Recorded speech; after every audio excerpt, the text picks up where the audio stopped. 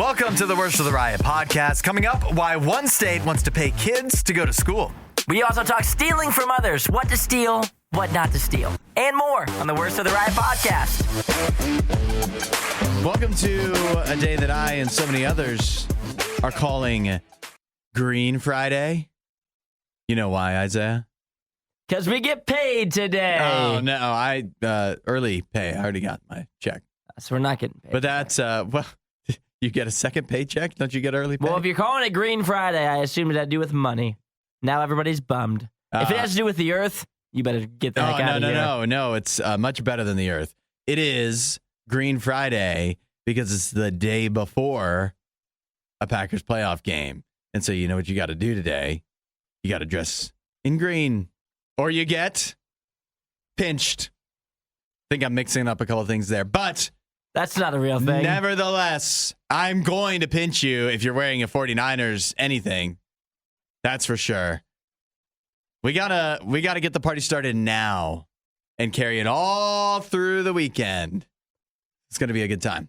Have you come to the point now, because before the Cowboys game, your expectations were, I think we can beat the Cowboys. Mm-hmm. If we lose to them, it didn't seem like you were going to be crushed by that.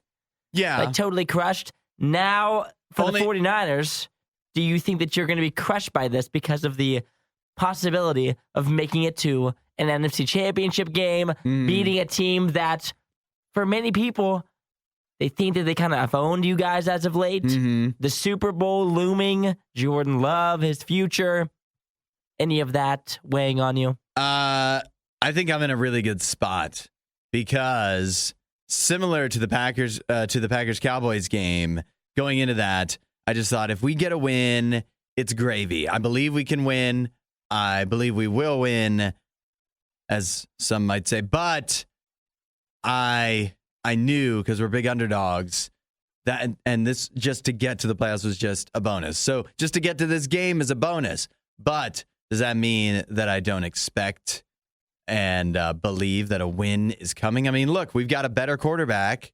You also are a Brock Purdy hater. I am a Brock Purdy hater. So it would feel kind of crappy to go down to him. If I had to, well, look, the Packers have gone down to many crappy 49ers quarterback over the years. True. But this year is going to be different. If I had to ask you who's more likely to throw an interception, would you say Jordan Love or Brock Purdy? I'm not up with them NFC stats, but as of late, from what I hear on the show, Jordan Love hasn't been throwing many picks since like November 26th. Yeah. I think he has one interception since Thanksgiving. There you go. Pretty good. Brock Purdy had more than that in one game against the Ravens. So you're guaranteeing a win? Yes. I'll guarantee it. Guaranteeing a win? Yeah. Holy moly. Uh-huh. The upset of the year, maybe. Bet the house on it. Put everything on the Packers money line tomorrow night. I wouldn't advise that, but if you're feeling confident with Hudson, that could be your thing. Yeah. For me, I probably won't do that. Is it tomorrow night? It's tomorrow night. Whoa, Saturday night. Yeah, we'll talk other NFL games too at some other point, because we got Texans Ravens is tomorrow, and then Sunday the games are Chiefs Bills, which will be great, and also Lions Buccaneers, which I have a hot take on as well. So dang, this stinks. I was hoping it was a Sunday game. Then why do you say that? Because if it's a Saturday game, I just experienced a Saturday loss. Yeah. And Sunday is your day of hot takes and anger, as well as Saturday will be. But Monday, by the time Monday rolls around, you'll have already accepted it. So so it'll be like kind of like how it was with the Cowboys game. If you guys win, you'll be like fiending to get in here. Yeah, that's right. But if Let's you do lose, a Sunday show. Yeah, if you lose, then you'll come in with like a clear mind, and I want you to come in here with hot takes. Yeah, well, I'll tell you that if the Packers do lose, then I will be rooting for chaos for everything else.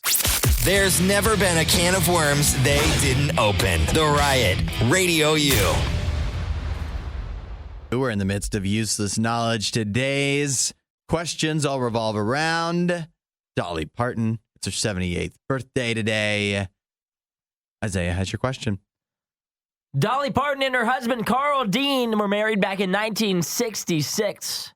Carl had no desire to be in the limelight, so he ran a successful what company outside of Nashville for many a years? I am going to guess. He's a small guy. He's tiny. I've seen him. So what would a small guy do? Accounting. No! Unfortunately incorrect. Max got this one right. He did. He texted in, he said construction. I believe it was concrete or asphalt. And it was, in fact, an asphalt company. Wow. That he ran outside of Nashville for many a years. You know, my other thought was bricklaying, but I thought that just doesn't seem right. It's Bricklaying close, sounds though. horrible. I should have said that. It was All much right. closer. Let's do than some rapid accounting. fire. Which pop icon had her biggest hit with a song written by Dolly Parton? Whitney Houston. I Will Always Love You. Yeah. What movie earned Dolly Parton an Oscar nomination for Best Original Song? 9 to 5. Correct. It's a good song. Dolly was recently given 3 new accolades that brought her total of Guinness World Records to what number? Guinness World Records. She holds how many Guinness World Records? 12. Oh. I was looking for 10. 10. Not enough. Not quite enough. Not enough. What's your favorite Dolly Parton song? Not a big Dolly Parton fan. What? The best one? This is a deep cut. I'll Oil Wells Love You. It's a song where she's like saying she loves a guy, but it's really because he has oil money. It's a good song. Wow. But she says oil wells instead of always. So oh my gosh. It's funny. It's funny. She's incredible. I know. What can't she do? Disinformation, mispronunciations, bad impressions. That's Hudson. This is The Riot on Radio U. An Ohio bill wants to pay children to go to school. And I know what you're thinking. Who's Ohio bill? Actually, this is a bill in the Ohio State House, bipartisan. That's right. Republicans and Democrats on the same page about this. This proposes that some kindergartners, as well as 9th grade students and then high school seniors, would get a certain amount of money just for having high attendance at school. Isaiah, you think this is a good idea? And what is it incentivizing people going to school? Yes. Are we having, I assume Ohio's having an issue with that? Evidently, in Ohio, it is an issue getting children to come to school. And it says school attendance and absenteeism is probably the number one issue in education today, according to one of the representatives that authored this bill. It's an absolute crisis that our students aren't in school in the numbers that we need them to be. And so what this bill would encourage students to do, and I guess in the case of kindergartners, particularly their parents as well, is get to at least 90% of school days when school is in session, and then that would earn them the pay. Would you like to know how much you would get paid? Please. Kindergartners, their parents would get paid $50 a month or $500 at the end of the year for high attendance. Nice. As well as 9th graders. Apparently, first grade through 8th grade, kick rocks. They're cool. Yeah. They got it. They're showing up. Yeah. Then once you get to 9th grade, yet again, parents would get $50 a month or $500 at the end of the year for 90% attendance. And then seniors in high school would get $500 at the end of the year if they hit 90% of classes, 90% of school. To me, it seems unnecessary. Well, you must not be looking at the numbers, which they haven't attached here, but are evidently very low. See, And the thing that's weird about it, too, is the split. Kindergarten. Yep. So we're paying the kindergartners $50 a month or $500 at the end of the school year for something that the parents are the ones that totally are in charge of. Well, that the money's going to the parents. What would a kindergartner even do with $50 a month? Why are we paying parents to send their kids to school? It makes no sense. That's your job. It makes no sense. I guess. I mean, think about this. If you're thinking, what's the least important thing of school to go to? Kindergarten. That's true. So there's probably a lot of parents that are like, what's the use? But then if they were getting $500 to do it, they think, okay, I guess it's worth it. It seems as if we're just we're just trying to encourage bad behavior. I don't know. For kindergartners, I'll be one thing if the kids, I get the senior in high school thing. Yeah. They don't want to go. And there's probably a lot of them that are 18. They get to choose if they go or not. And so I can see the issue there. They're on the last leg. Mm-hmm. But for kindergartners, I'm like, don't the parents want their kid to go to school? That's what I'm thinking. To get them out of the house? Do you want to pay for a babysitter? Are you staying at home with your kid? What are you doing? And so in my mind, yet again, we're paying parents $50 a month to send their kids to school. That seems unnecessary. That's kind of the whole parent thing. Mm-hmm. Your job as a parent or adult, send your kid to school. Seems like you don't need to be paid to do that. It is. The kindergarten thing really is. I'm sure that there's some parents maybe that could chime in. They could say, here's why I didn't send my kid to kindergarten. Why I don't know. I don't know if $50 a month is enough to change that. But to me, it just doesn't make sense. If you got a kindergarten age child, feels like you'd want to send them so you could have a break. Yeah, it makes no sense. And obviously, this is going to come out of people's tax dollars. That's going to be given to your neighbors because they are sending their kids to school. Well, you don't want their kids to be dumb. That's your own fault if your kid's done. I don't know what to tell you. If you're not sending your kid to school, what are you doing? Send him to school. Put him on the bus. Drop him off. I'm not paying you $50 to send your own kid to school. That's yet again part of being a parent. Add a little riot to your Instagram feed. Follow @RadioU Official. The Riot. Radio U. Isaiah, when you were a child, did this happen to you? I mean, you had brothers.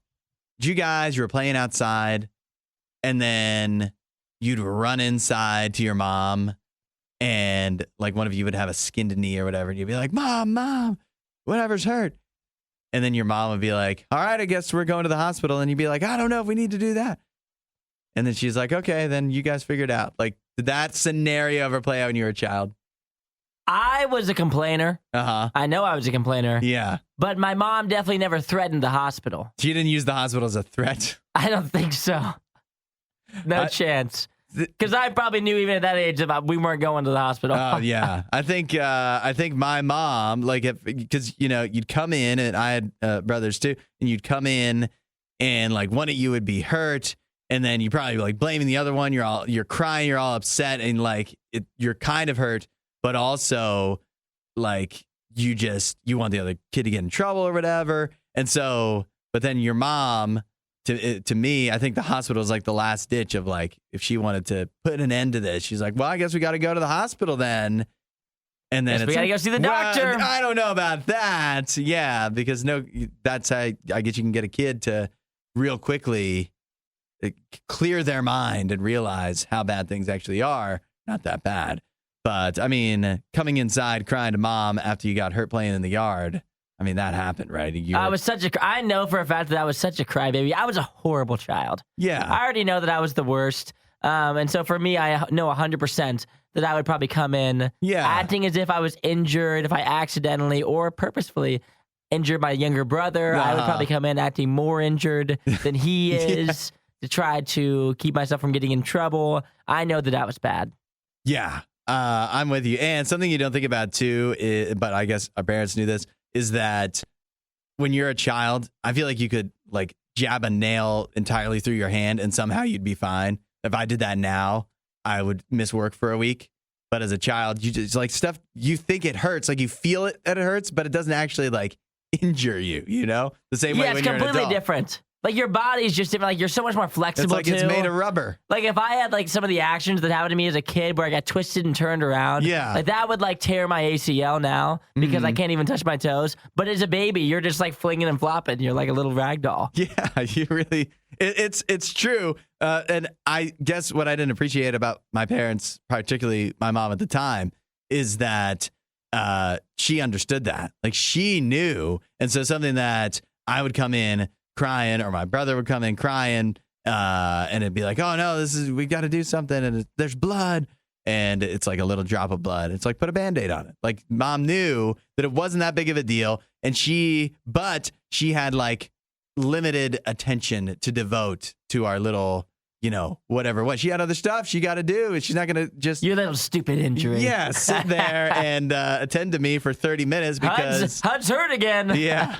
So.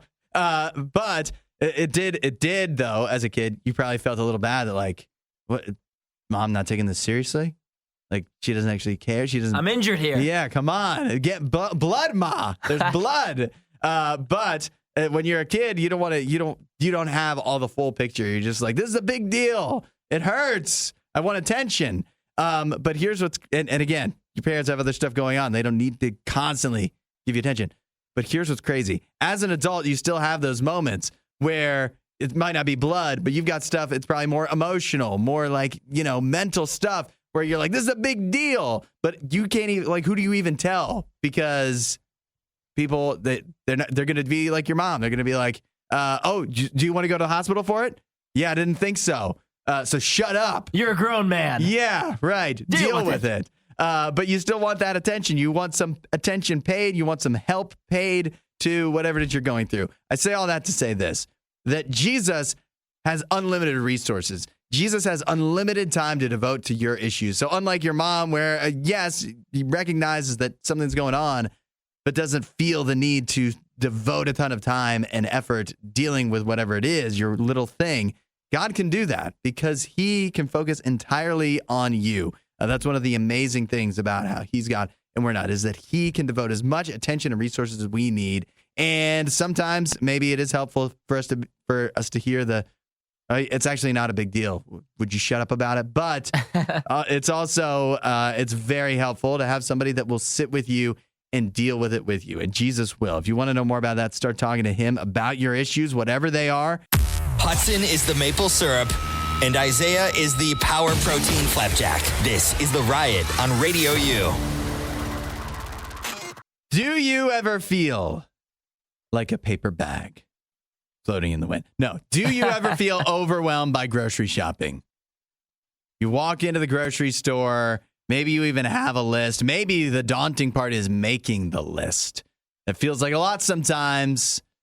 But I don't know if you've seen Chef Will Coleman going viral as of late for his super, super simple 6-to-1 grocery shopping method. You should just probably let him explain for himself, don't you think? Okay, we're all trying to save money this year, and my 6-to-1 grocery shopping method has continued to go viral, and for good reason. If you're new to the 6-to-1 method, it's super, super simple. You grab 6 veggies, 5 fruits, 4 proteins, 3 starches, 2 sauces or spreads, and 1 fun thing for yourself. This makes grocery shopping way easier, way cheaper, and you get in and out, so you're not there all day long. You lost me at 6 vegetables. Me too. Right off the rip. I mean, right away. He's talking about way cheaper. And I like the idea here. I like what he's going for. Yeah. I like what he's going for. He said way cheaper, way healthier. Uh-huh. It does sound healthier. I mean, that's way healthier than whatever I'm doing. Mm-hmm. 6 vegetables is crazy. 5 fruits is absolutely nuts. Yeah, that's, I mean, if you go 6-to-1, 6, 5, 4, 3, 2, 1, that's like half of your entire grocery shopping is fruits and vegetables. That's 11 items of fruits and veggies. And there's probably some person out there that's like, yep, that's what you should do. That's what I do. I know it's what you should do, but let's be realistic here. Although, I'm seeing some comments that says, like, for example, 6 veggies, right? But if you start with garlic and onion, which you're not really, like, that's flavoring. You're not going to eat a whole onion. So you start there. And then you only need 4 more. One can be corn, right? Corn's good. I'm starting to think, do I even like 6 vegetables? That's my next question. Let's see if we can find. Are you with me so far? I'm with you so far. Can we find 3 more? So you're at corn? I'm at corn. And that counts. Onions? This is a diet. It's not a botany exam. Garlic? You said garlic? Yeah. Mm-hmm. Then we throw in like carrots. Carrots are a vegetable. I'm not going to roll with carrots, but I like for carrots. me, I'll do a salad. I'll do a salad. They are really useful. Yeah. So we need what? 2 more? 1 more? So you're doing lettuce? Yeah, but like, can I just do a bag of salad and that doesn't count as, I'm not saying that counts as 6, that counts as 1. That counts as 1? Yeah. Okay. Like a bag, a mix. Then what are you getting, We're already out of things. I like broccoli, but not everybody likes broccoli. You like broccoli. No, I don't like broccoli. See, now I'm right back to carrots. Are we doing carrots? Given the options, can I double up? Oh, you could double Garlic, onions, salad, 3 corns. 3 corns? 3 corns. I think you'd be better off with 3 onions. That'd be a lot of flavor. To go with your proteins. A lot of flavor. Which apparently you're only getting how many proteins, you say? 2? You get 4 proteins. 4 proteins, that's good. That's a lot of protein. That's going to be expensive, is what it sounds like to me. See, that's already 6 veggies, 5 fruits, 4 proteins. It's going to add up. 3 starches. I'll tell you, that. The actual more egregious thing to me is not 6 veggies, it's 5 fruits. And it's not because I don't even like fruit. It's just I'm not going to eat that much fruit. Fruit's expensive. It's a lot. Man. Strawberries, bananas. And they talk about, too, it's super simple. Easy way to get you in and out. And I'm for, like, the one fun thing for yourself. Yeah. That's a good idea. I like that idea. You walk out with one fun thing for yourself, and that's all you do. Maybe it's a bag of chips. Maybe it's some Twinkies, some Ho-Hos, a dessert. I don't care what it is. One fun thing for yourself. Great idea. But he's talking about getting in and out. And if you know me, I love to dilly-dally. I know, that's part of the fun. That's half the fun of going to Kroger. It's walking down every aisle and seeing what's in there. But then you walk out with way more things than you need. Yeah. I don't know about this. What do you think? 8-7. But even dilly-dallying, I'm not walking out of the store with this many things. What do you think? 8772 Radio. You have the 6-to-1 grocery shopping method. You don't always have to agree with Isaiah to always disagree with Hudson. The Riot. Radio U. A new grocery shopping method that's gone a bit viral. It's called the 6-to-1 grocery shopping method, invented by Chef Will Coleman, who says you buy 6 veggies, 5 fruits, 4 proteins, 3 starches, 2 sauces or spreads, and 1 fun thing for yourself. Then, boom, you don't need to make a grocery list. You just buy that and you figure it out. So people have chimed in with their thoughts, like Rocky, who says the worst part of grocery shopping is coming up with the meal ideas. Does this address that? I guess you just get a bunch of ingredients, then you go home and you figure it out. Yeah. Easy for a chef to say. Yeah. Because he has like a million ideas in his mind. Yeah, I've seen Iron Chef. This guy could probably put something together with like you made Play-Doh one of the ingredients. He'd figure it out. So, but us average people, we can't go in with no list. That's why we always end up eating the same things over and over again. Yeah, that's right, because it's what we know how to make. And I don't even think I'm a bad cook. It's just like I'm not going to invent something out of nothing. And the food is expensive, so that's another one of the many things that stumps me when I go to the grocery store. I'm like, could I make this fancy meal? Maybe I could. Am I willing to pay for the fancy ingredients? That I am not. And this, I guess, could be addressed by the 6-to-1 grocery shop. But if like you want to do different recipes, what happens? You have like, I've got 4 out of the 8 things I need for this. 3 out of the 8 that I don't have, I would only use on this and have no other use for them. So I don't know. That's why you have 6 vegetables. Yeah. Carl says he's wrong. His shopping method is 6 steaks, 5 steaks, 4 steaks, 3 steaks, 2 vegetables. No, just kidding. 2 steaks and 1 steak. Why eat the food your food eats? It's redundant, he says. Yeah. Well, you know what? Steak sounds good to me. I love steak. Can I afford? You want to know what's even more expensive than fruit? 22 steaks, I cannot. No. I can maybe afford a couple. But Carl, if you ever want to grocery shop for me, drop it off my house. Money bags. I like it. I like it. I like your style. Susanna says, I like the shopping plan, but wonder if he would let me switch so that it's 8 vegetables and 3 fruits because fruit is expensive. Fruit is expensive. It's expensive. It's too much. It's crazy. Yeah. If I want to get, like, when they say, like, when he says one special thing at the end, a special thing nowadays for me is like, am I going to get a fruit? Am I going to get a $5 thing of blueberries? Mm-hmm. Seems a bit aggressive. That sounds special. A non-banana. Only 2 sauces and spreads, too. That shouldn't be lost in this whole thing. I guess if you do it once a week, then you could slowly build up your cabinet of But once a week sauces. is... If I'm buying 6 vegetables a week, at the end of the month, I'm going to have like 34 vegetables that I haven't eaten. And a bunch of, they're all going to gone bad. I don't know. It's an idea anyways. The 6-to-1 shopping method. Maybe we need to pull off like a 4-to-1. I don't know what the 4 would even be still. Maybe proteins, maybe a 3-to-1. I need 3 proteins, 2 starches. To get you through a whole week. 2 starches. And then 1 thing of cheese. And that'll do you. Where's the potato? I guess potato is starch. Potato starch. Yeah, I get a potato, a bread, 3 proteins, and just a thing of Colby Jack, baby. Now that's a good method. You won't hear a show like this anywhere else. And that's probably for the best. The Worst of the Riot. Radio U. There's a movie that's coming out the weekend after Valentine's Day.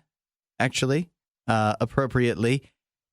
And the trailer dropped earlier this week. It is so wild that it has to be addressed before it actually even releases. It's the new movie from none other than Jennifer Lopez. Actors. She's more than just an actor, Isaiah. She can do it all. She can do it all. She can sing. She can marry Ben Affleck. She can dance. She can dance. What can't she do? Whatever this is. Play the trailer. I know what they say about me. About hopeless romantics. What do they say? That we're weak. And I'm not weak. Oh, that build-up. Oh, it's good writing right there. I learned the hard way. Not all love stories have a happy ending. No, that is motorcycles, I believe you hear. Feel like nobody gets you. That don't even get me. Being with you feels like home. But I left home for a reason. Oh! Whenever someone asked me what I wanted to be when I grew up, Oh, this is good. my answer was always in love. Yes! Wow. Valentine's Day weekend. You must respect the ebb and flow of the universe. Wait a minute. What's going on here?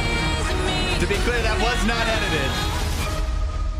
It goes from hopeless romantic, what do I want to be when I grew up, in love, to the ebb and flow of the universe.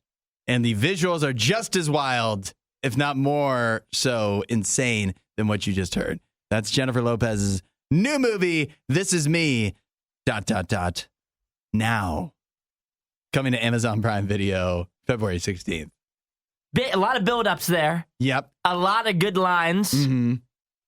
And then... Good? I think that they are memorable. That's for sure.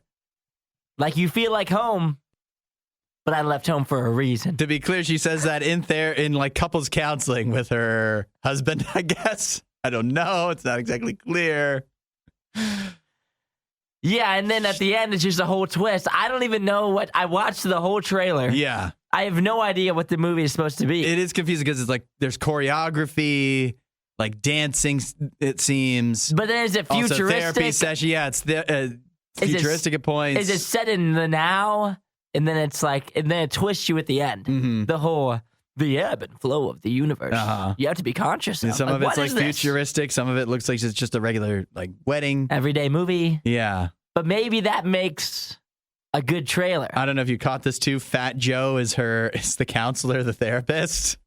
So I have no idea what the movie Interesting. is. So that makes for a trailer that you can watch and no spoilers, I guess. You don't know. You don't even know what the plot is. Except that she leaves home for a reason, and she's a hopeless romantic. I also think it's worth pointing out, too, that since you can't see it, that you know how most movie trailers, it's like, from the creators of whatever, from the director of whatever. This one says, from the heart, soul, and dreams of Jennifer Lopez. Yeah. She's dreamed about making this movie for so long. She's so proud of it. Ben Affleck has had to hear so much about it. Well, I mean, you heard her say, this is me, Yeah. throughout the entire trailer. Mm-hmm. And so I assume this movie is just a depiction. Very personal to her. This is her. Like, Yeah. this is J-Lo. Uh-huh. So if you like J-Lo, which many people do, how do you not like J-Lo? Yeah.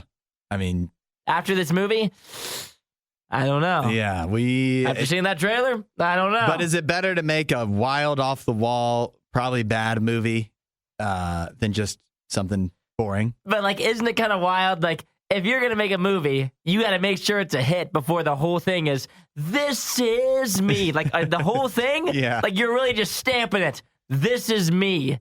And then tossing this crazy movie out that nobody knows what it is. Well, she said it in the trailer. It feels like nobody gets you. I don't even get me. I don't get this movie.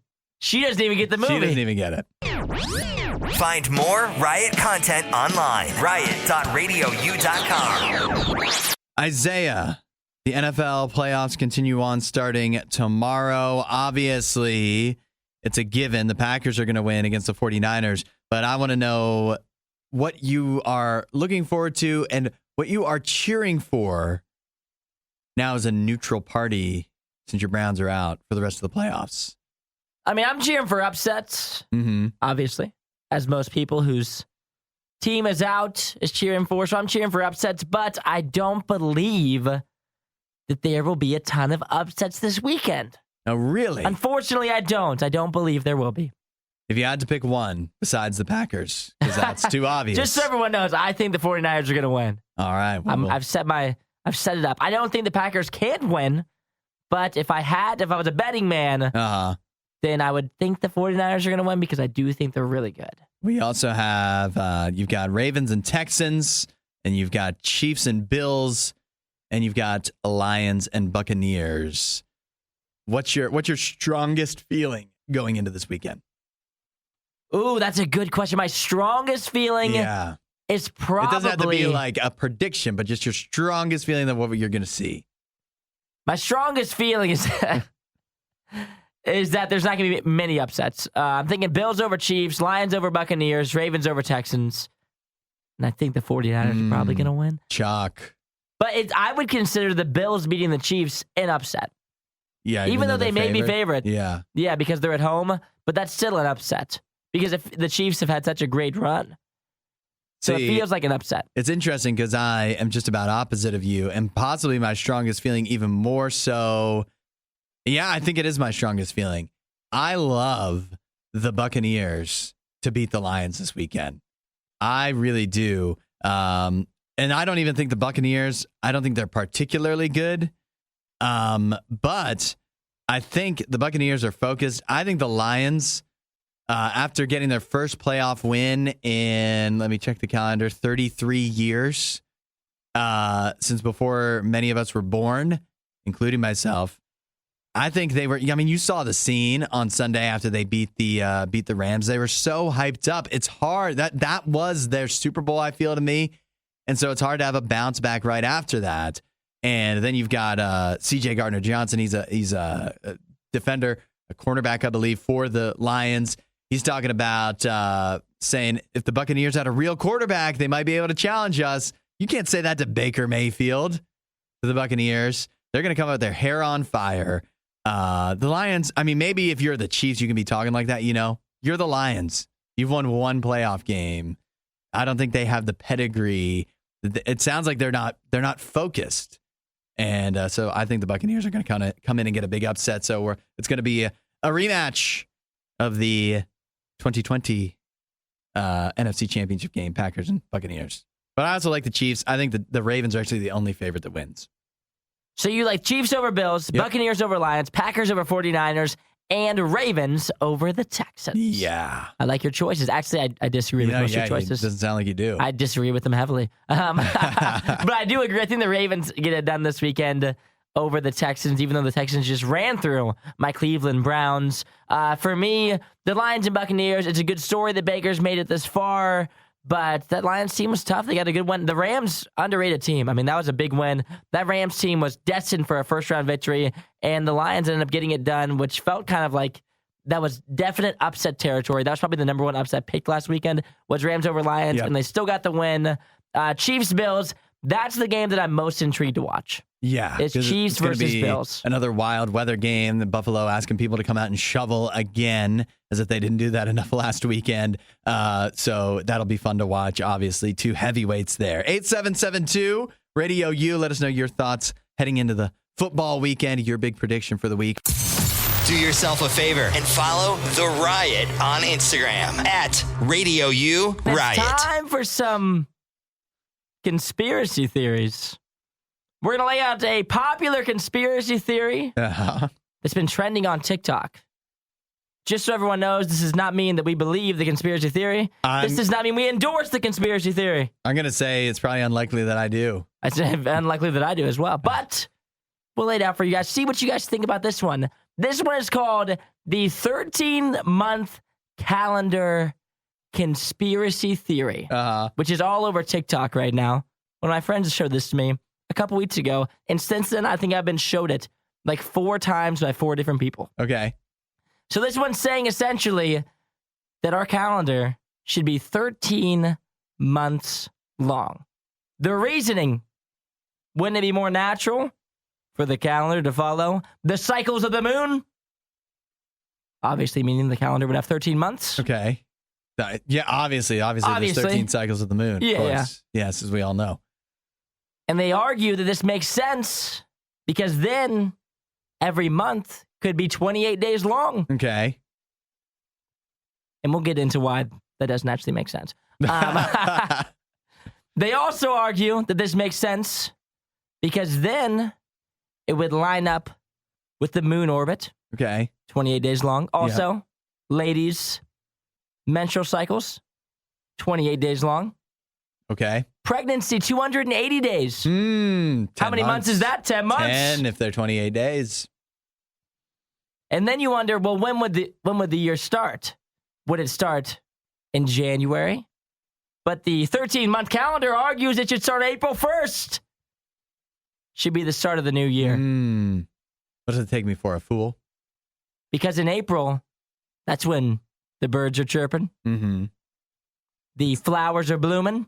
The start of a fresh new year. See. Well, here in the U.S., yes. Yeah, for us. This is where our world circles around clearly. Yeah. So they say it should start April 1st. And they also argue the reason that April Fool's Day is April 1st is because they pulled one over on us. It's supposed to be the new year. Of course. And you might be wondering, why has this never been considered before? There's a lot of things I'm wondering. Yeah, we're getting to all of them. This was used for a while, the 13-month calendar, and it was even on the aftermath of World War I. Many delegates from dozens of countries met at a League of Nations conference to create a universal calendar that would unite the world. The 13-month calendar. Because other countries don't use the same thing, do they? Some of them, like China. So each month would start on a Sunday and end on a Saturday. So you never have to ask, for example, what day of the week it was. If it was a Thursday, that would always be the 26th. Or if it was the 26th, that would always be a Thursday. And then 28 times 13. Yeah. 364 days. But they said they would have a one-day world holiday on April 1st. There would be 0-0. That would be your 365th day. And you might be wondering, is anybody using the 365-day calendar? Or the 13-month calendar right now? Yeah. Ethiopia is. Oh, yeah? How's it going for them? It is the year 2016 there. Interesting.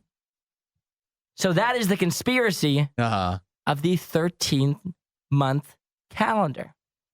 Do you think we should switch to 13 months?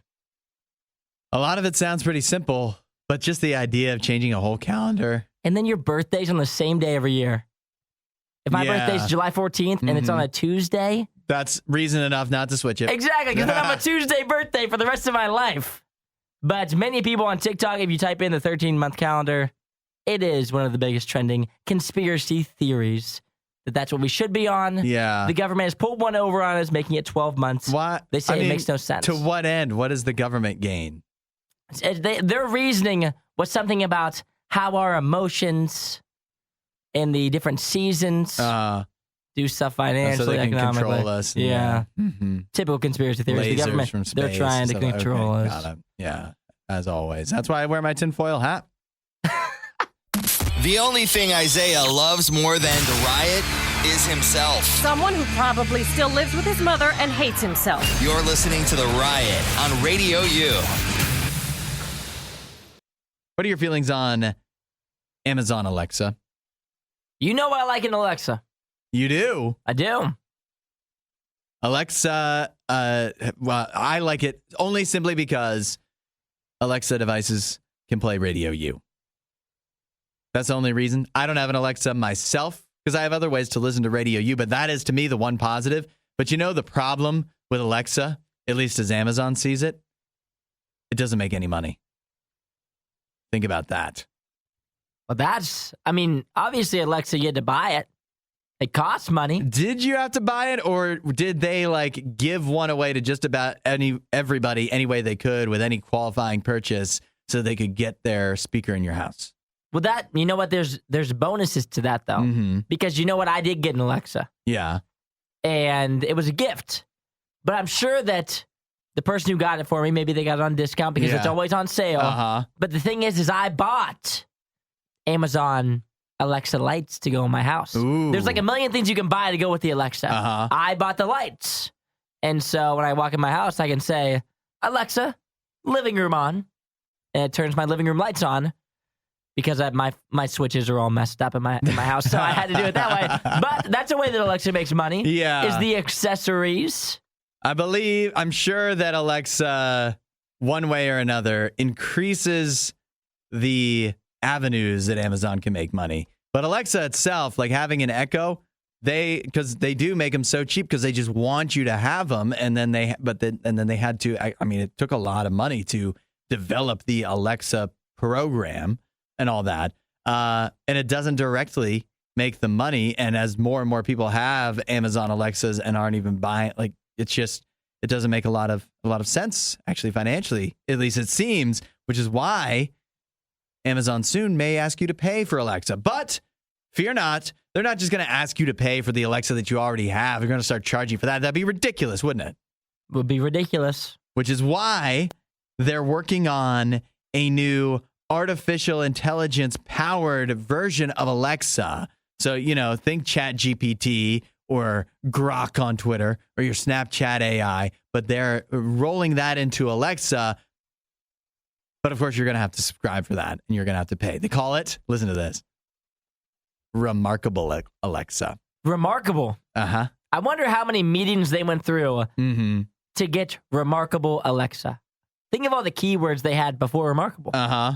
And it's kind of funny to me. I know the answer is it's horrible. It's a dumb name, but it's also kind of cool because it sounds like what they would say in the 50s or whatever. Now, Remarkable Alexa. You can imagine in the 50s voice, Just yes. saying, introducing Remarkable Alexa for, just cut out the things on the back of the comic book and you'll be able to own your very own. I guess that's probably what they're going for. But they've been testing it out. About 15,000 lucky customers have been able to sample Remarkable Alexa, and according to Business Insider, it has not actually been very functional. It's worse than the Alexa you already have because they don't listen anyway. It's less functional. Yeah, it's actually the AI has actually made it more complicated. See, because it confuses me because I assumed they were making enough money. Obviously, they gave us all these for a discounted price and put them in our home. I thought they weren't making enough money just stealing our personal information via Alexa in your home. Yeah. They're just taking it from you and then they can just sell it to advertise whenever you talk about something in your living room. And then all of a sudden, everything that Amazon is showing you is different colors of cereal that you really want. That's exactly what they're showing. Somebody me. stop me. We're not sure who behaves worse, the Riot or their dogs. I don't even know how to behave like a real human being. The Riot, Radio U. Got asked a very good question the other day by a friend of mine that we wound up talking about for a while. I thought it'd be good to do on the show. So I got this question for you. Isaiah, open up the Riot hotline. 877-2-RADIO-U. The question is, if you were dropped in any random person's house, it could be somebody you know, somebody you don't. It doesn't matter. It's just any person, just the generic person. And your job was take one thing from their house that would inconvenience them the most. Take one thing out of there. Now they're inconvenienced. What would you take? Oh, you're asking what I would steal? Sure. If I had to steal something from someone. Is it a stealing? It could just be, you could see it as a prank. Taking sounds better. What would you take from someone? And then when you say, what would you steal from someone? It sounds so much worse. What would you steal if you were a cat burglar in somebody else's house and your goal wasn't to make the most money or to have the best thing for yourself? It was just to inconvenience them. What would you take? Do I get in trouble? No. How did I break in? It's just a thought exercise of what would inconvenience you the most if somebody stole it. There's a lot of good answers to this. The first thing that comes to mind is your keys. I thought that too. But see, since I've already talked about this, I've thought of some of the foibles for many of the answers. For me, my car keys actually would be very inconvenient because I lost my second key, which was very inconvenient to even lose that, and now I only have one. So if you take my other set of keys, I have no keys. And you got to think as well, the thing about car keys, easily misplaced. Mm-hmm. And so if you take someone's keys, not only are you taking something that's going to inconvenience them, but also in their mind, they're going to think that they lost them. Yep. They're not going to go straight to they were stolen. They're going to say, where did I put them? Mm-hmm. And for me in the morning, I wake up early. Yeah. And I don't have time to be messing around trying to find my keys. Mm-hmm. And so if I had to get my backup pair. Me and my wife have arguments about this because we have a key bowl. This is where the keys go. They go in the bowl. Who doesn't put them in the bowl? Not me. Sounds like my wife. Well, you need to get your house under control. Yeah, it does. She understands. Occasionally, the keys don't wind up in the bowl. It causes me a lot of grief in the morning trying to figure it out. Usually, I've got to, and that it does bring up a funny scenario to me, and that is, how long would you have to have no keys before you finally either admit it to yourself, as embarrassing as it is, all right, I'm calling an Uber, or I'm calling out of work today because I can't find my keys. Uber. Imagine pulling into work. If you're calling an Uber, you just can't go. You're calling off. You're calling off. What do you tell your boss, though? I lost my keys. How's the sledgehammer going to take that? You gotta lie. Oh, you gotta lie. You're right. How anti-lying you are. Dang. You gotta lie in That's case. in one segment. We've gone over stealing and lying. What a great segment so far. But there are other answers because most people have another set of keys. So let's think about this. Let's have people text in at 877-2-RADIO-U. I've got one that you're not expecting that I thought would be pretty good. So we'll get to that coming up. What is the one thing you could steal from any stranger's house that would inconvenience them the most? Do yourself a favor and follow The Riot on Instagram at RadioU Riot. Question is, if you had to steal one random thing from one thing from a random stranger's house with the sole purpose of inconveniencing them the most, what thing would you steal? The first thing that came to many people's minds is car keys, which undoubtedly would be very inconvenient. But the way around that is, what if they have more than one set of car keys, which many people do? Problem solved, at least temporarily. Regina first text in their phone. That would be pretty inconvenient. Yes, it would. I thought things that you would quickly and fairly easily replace. I mean, the phone, it is a hassle, but you're not going to, like, after a day or whatever, like, you're getting a new phone. So that's the only reason why, like, I think there's two sides of it. There's, like, the initial inconvenience, and then there's the long term. Like, if something continues to inconvenience you over time, I think that you get a lot of bonus points for that too. Then she And Jay also said TV remotes. What do you think about that?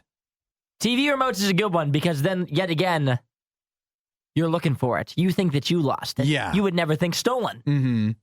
But, and I think that it depends on who you're stealing from, because especially probably like older folks, if they lose their remote, they're going to be thrown for a loop. Mm-hmm. But so many people now, like, don't you probably use your phone as a remote as much as you use a remote as your remote? My remote recently broke in my house like a week ago. Yeah. And I downloaded a remote app. Yeah. And so I do use my phone as the remote yeah. now. So, and I was going to say, if I stole my grandmother's remote, she would call me and ask how we can fix this. She'd be done for. Tim says, my girlfriend's daughter's car seat. And it actually, this sounds like, Tim, have you been thinking about this? yeah. It sounds like a recent argument. You know, it would suck. I can see this, though. One, car seat not in the house, so I don't know if it counts. Two, though. No, it counts. From somebody that has a child, if you took the car seat, it's not like they have a backup seat, right? And so where's she going? Yeah, the kid is stuck. Where are you going? You can't even take the kid to the store with you to go get a new car seat. So actually, not a bad answer. Diabolical answer from Tim. That is. It's funny how he said my girlfriend's daughter. Yeah, it sounds kind of personal. Their kid's car seat. Like a car seat. It sounds personal. Philip says debit and credit cards or wallets, I guess you could go with. Yeah. Now, see. Sounds like personal gain, Philip. And that is inconvenient, but as soon as somebody loses their wallet, like they're not, again, the initial inconvenience sucks, but everybody's probably lost a wallet at some point, and you cancel the cards and you get new ones sent, and it does suck. And then I guess the errand of getting your wallet and stuff replaced, it is pretty inconvenient. D says their coffee. That would, for some people, that would ruin the morning. Big problem. We got Mike who says microwave. Stealing the microwave. Yeah. Good luck making any food. And then Michael says all of their left shoes. That's a good one. Yeah. Does that count as one item, though? Now it's a left shoe. It's a category. Bend the rules a little bit. This is tough. I thought about this one for myself. Dave says glasses. That'd be tough. For our visually impaired, yes. Yes, that's right. My mom loses those on her own. So yeah, that's right. What's your answer, Isaiah? Have you got one? Oh, I've got a killer answer. My answer is, and you wouldn't know until you need it. I've got two that are like that. Okay. One of them I can thank my father for because he worked for many of his years as an electrician.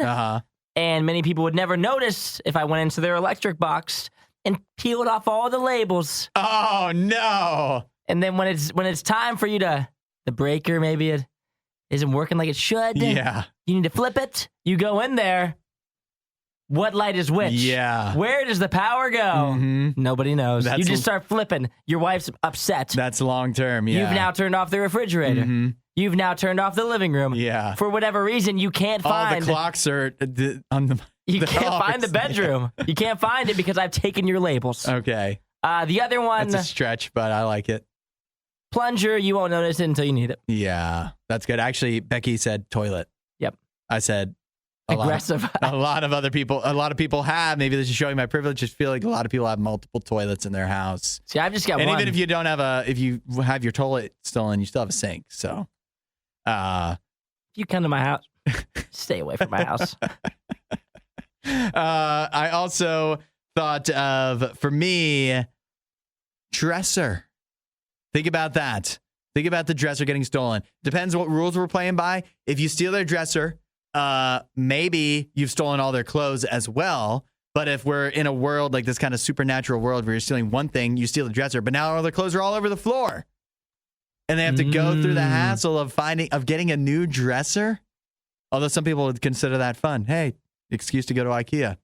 I thought that would be very annoying. So John also says their water supply.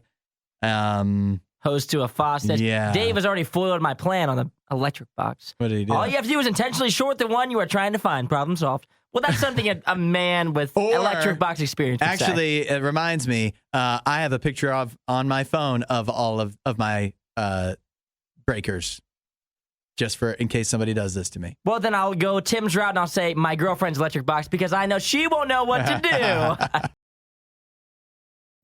The only thing Isaiah loves more than the riot is himself. Someone who probably still lives with his mother and hates himself. You're listening to The Riot on Radio U. Isaiah, what are you reading in 2024? Reading? Yeah, what's your favorite genre of book? Ooh, that's a good question. I'm not much of a reader. I'd like to be more of a reader. We've covered that. I guess, yeah, for you and I, if the question is, what are we most likely to read, the answer is probably nothing. Yes, right? very Would you put likely. the odds on favorite is that we wouldn't read a single book front to back or even crack the cover in 2024. I didn't read a book in 2023. Mm-hmm. I will admit it. My girlfriend's a big reader, and she told me that she has a book that she'd like me to read. Okay. Is that going to work on you? She sent it to me. Uh-huh. And the book was titled How to Be a Better Listener. Is that a sign? So that's where I'm at. Yeah, that's where you Now, are. those are the kind of book suggestions I'm getting nowadays. Uh-huh. You guys haven't been dating that long. How to be a better listener. Could be in 2024. On the rocks already. Okay, let's do this way then. If you were to read a book for pleasure, your choice in 2024, what genre do you think it would be? Fantasy. Or sci-fi. One of the two. Sci-fi, like adventure, like action adventure, sci-fi. Fantasy, sci-fi. I'm not such an action guy. Action adventure. I'm more fantasy, sci-fi. Sci-fi adventure, I guess.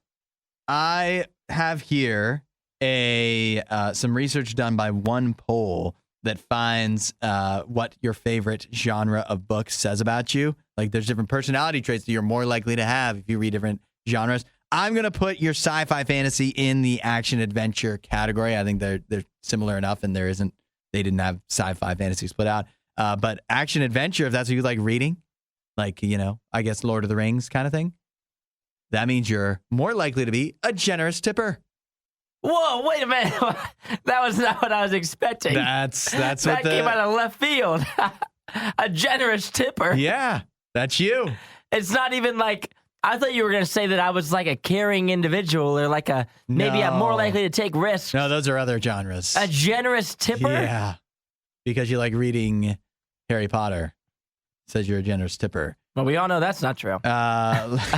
We also have, so you're not much of a romance. I'm not so much into romance, no. Things like passion, love, desire. What's it tell you? It tells you that you are more likely to daydream the most and worry too much if you're a romance Well, reader. that makes sense. That adds up. Worrying, romance. Mm-hmm. I got it. What about biographies? Would you read a biography? Would I? Yeah. I don't think so. I'll tell you that biographies, if I was going to read a book, that it very well might be biographies because I like learning, like getting a deeper dive on famous historical individuals, political leaders, like old presidents, things of that nature, musicians from the past. If I were to do they a live biography, fascinating lives. If I were to do like a biography one, it would have to be one, like maybe like more of a documentary serial killer style. Oh, okay. Well, if biographies were your thing of choice, you are the least likely to have worries for whatever reason. Because you're a logical thinker.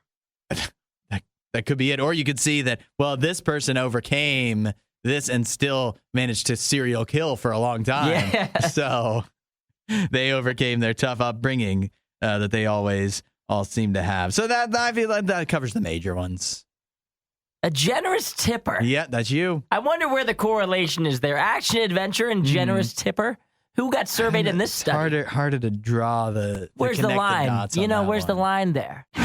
You just heard the worst of the worst. We'd give you the best of the best, but we'd have to find that. As soon as we do, you'll be the first to know.